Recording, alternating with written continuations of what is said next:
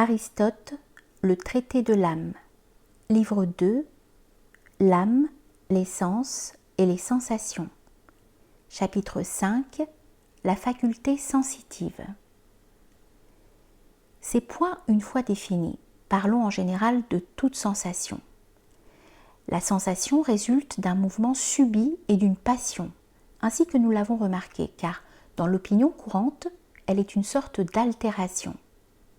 Certains philosophes disent aussi que le semblable pâtit sous l'action du semblable. En quel sens cela est possible ou impossible, c'est ce que nous avons expliqué dans notre discussion générale de l'action et de la passion. Mais voici une difficulté. Pourquoi des organes sensoriels eux-mêmes n'y a-t-il pas sensation? Et pourquoi, sans les sensibles extérieurs, les sens ne produisent-ils pas de sensation, alors qu'ils contiennent pourtant le feu, la terre et les autres éléments, lesquels sont objets de sensation, soit en eux-mêmes, soit dans leurs accidents? C'est donc évidemment que la faculté sensitive n'existe pas en acte, mais en puissance seulement. Aussi en est-il comme du combustible qui ne brûle pas de lui-même sans le carburant, car il se brûlerait lui-même et le feu en entéléchie n'aurait nullement besoin d'exister. Et puisque nous prenons le terme « sentir » en un double sens, car nous disons que l'être qui a la puissance d'entendre et de voir entend et voit, même s'il lui arrive d'être endormi, et nous le disons également de l'être qui entend et voit déjà en acte, c'est en un double sens qu'on doit aussi parler de la sensation. Il y a la sensation en puissance et la sensation en acte. De même encore pour le sensible, il y a ce qui est en puissance et ce qui est en acte.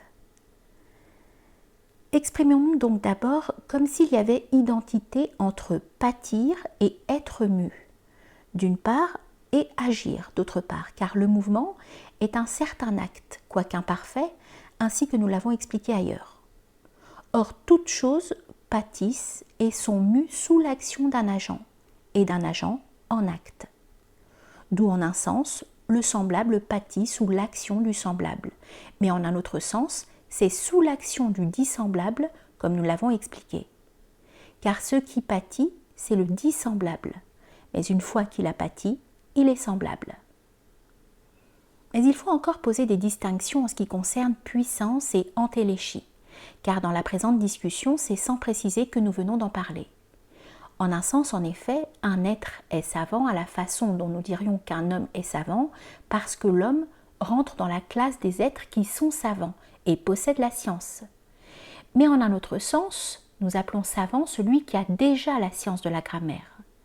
Or, chacun d'eux n'est pas en puissance de la même manière, mais le premier est en puissance parce que son genre et sa matière sont d'une nature de telle sorte, et l'autre parce que, à volonté, il est capable d'exercer sa science si aucun obstacle extérieur ne l'en empêche. Enfin, celui qui exerce déjà sa science est un savant en entéléchie, et il sait au sens propre que cette chose est la science. Les deux premiers sont donc l'un et l'autre savants en puissance.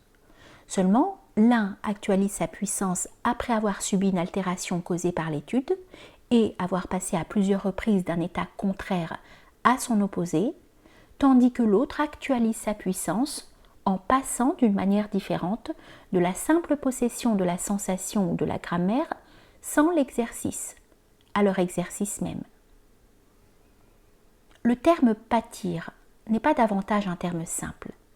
En un sens, c'est une certaine corruption sous l'action du contraire, tandis que, en un autre sens, c'est plutôt la conservation de l'être en puissance par l'être en entéléchie, dont la ressemblance avec lui est du même ordre que la relation de la puissance à l'entéléchie. En effet, c'est par l'exercice de la science que devient savant en acte l'être qui possède la science.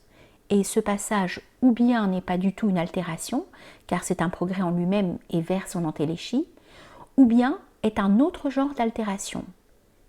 Aussi, n'est-il pas exact de dire que le pensant, quand il pense, subit une altération, pas plus que l'architecte quand il construit.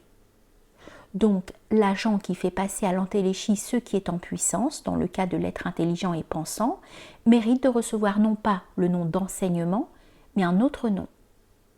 Quant à l'être qui, partant de la pure puissance, apprend et reçoit la science de la part de l'être en entéléchie, est capable d'enseigner, il faut dire ou bien qu'il n'en pâtit pas plus que le précédent, comme on vient de le dire de celui-ci, ou bien qu'il existe deux sortes d'altérations.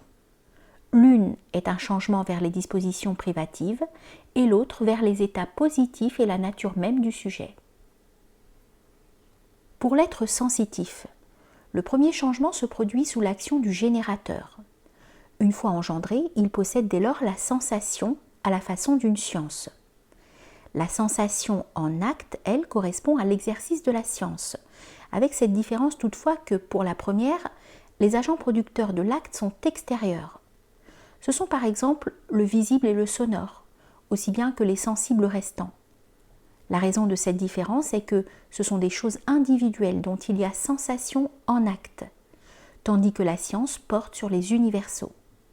Et ces derniers sont, en un sens, dans l'âme elle-même. C'est pourquoi penser dépend du sujet lui-même, à sa volonté, tandis que sentir ne dépend pas de lui. La présence du sensible est alors nécessaire. Il en est de même en ce qui concerne les disciplines qui ont les sensibles pour objet, et ce pour la même raison, savoir que les sensibles font partie des choses individuelles et des choses extérieures. Mais l'occasion d'éclaircir ces points s'offrira encore plus tard. Pour l'instant, qu'il nous suffise d'avoir établi la distinction suivante, que l'expression « être en puissance » n'est pas simple. Mais tantôt c'est au sens où nous dirions que l'enfant est en puissance, chef d'armée, et tantôt au sens où nous le dirions de l'adulte. Or, c'est en ce dernier sens qu'il faut l'entendre de la faculté sensitive. Mais puisque ces puissances différentes n'ont pas reçu de nom distinct, et que d'ailleurs nous avons déterminé à leur sujet qu'elles sont autres et la façon dont elles sont autres, nous sommes bien obligés de nous servir de pâtir et de être altérés comme de termes propres. Or, la faculté sensitive est en puissance telle que le sensible est déjà en entéléchie. Ainsi que nous l'avons dit, elle pâtit donc en tant qu'elle n'est pas semblable. Mais quand elle a pâti, elle est devenue semblable au sensible et elle est telle que lui.